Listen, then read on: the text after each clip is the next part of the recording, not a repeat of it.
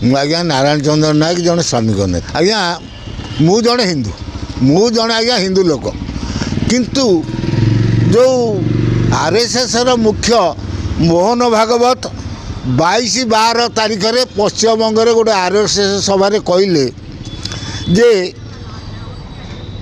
ସଂସଦ ଯଦି ସମ୍ବିଧାନ ସଂଶୋଧନ କରି ଭାରତକୁ ହିନ୍ଦୁ ରାଷ୍ଟ୍ର ବୋଲିକି ନୂଆ ଶବ୍ଦ ସଂଯୋଗ କରେ ତେବେ ଆମେ ସ୍ୱାଗତ କରୁ। ଆଜ୍ଞା ଧର୍ମ ନିରପେକ୍ଷ ରାଷ୍ଟ୍ର ଭାରତ। ମୋହନ ଭାଗବତ ଆର୍ଏସ୍ଏସ୍ର ମୁଖ୍ୟ 22-12ରେ କହୁଛନ୍ତି ପଶ୍ଚିମବଙ୍ଗରେ ଯେ ଯଦି ସଂସଦ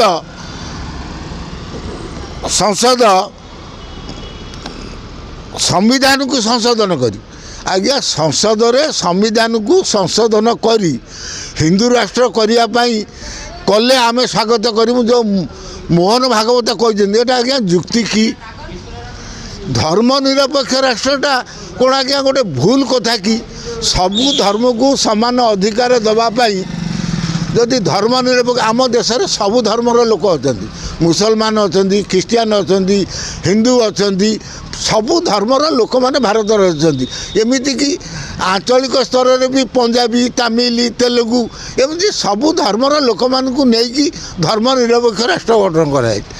ମୋହନ ଭାଗବତ ସଂସଦରେ ସମ୍ବିଧାନକୁ ପୁଣି ବଦଳେଇକି ହିନ୍ଦୁ ରାଷ୍ଟ୍ର କରିବା ପାଇଁ ଯେଉଁ ପରାମର୍ଶ ଦେଉଛନ୍ତି, ଜଣେ ଦେଶର ଜଣେ ଆର୍ଏସ୍ଏସ୍ର ମୁଖ୍ୟ ସିଏ ଯଦି ଏଭଳିଆ କଥା କୁହନ୍ତି ତାହେଲେ ଆଜ୍ଞା ଯେଉଁ ଭାରତକୁ ସେ କେଉଁ ଦୃଷ୍ଟିରେ ଦେଖୁଛନ୍ତି?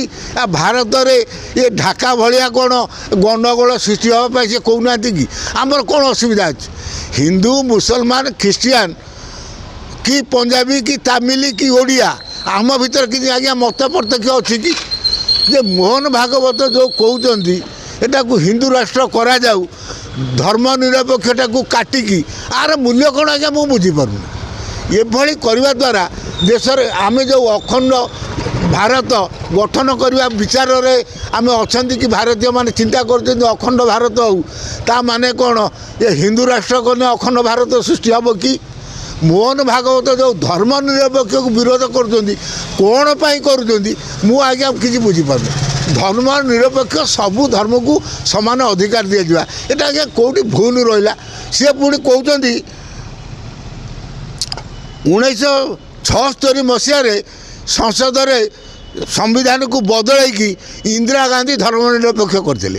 ଯଦି ଇନ୍ଦିରା ଗାନ୍ଧୀ 1976 ମସିହାରେ ସଂସଦରେ ये जो पारित ये जो धर्म निरपेक्ष राष्ट्र घोषणा करते आज्ञा भूल कौन आज्ञा करते जो मोहन भागवत जो कथा कहते आपण मध्यम भारतवासी की पचारिया चाहूँगी भारत मु जड़े भारतीय मु भी जड़े हिंदू मु पचारिया चाहूँगी आज्ञा धर्म निरपेक्ष शब्दटा को काटिकी हिंदू राष्ट्र करवा कहवा एटा केते केते आज्ञा भल कथा आम भारतवासी विचार करवा दरकार।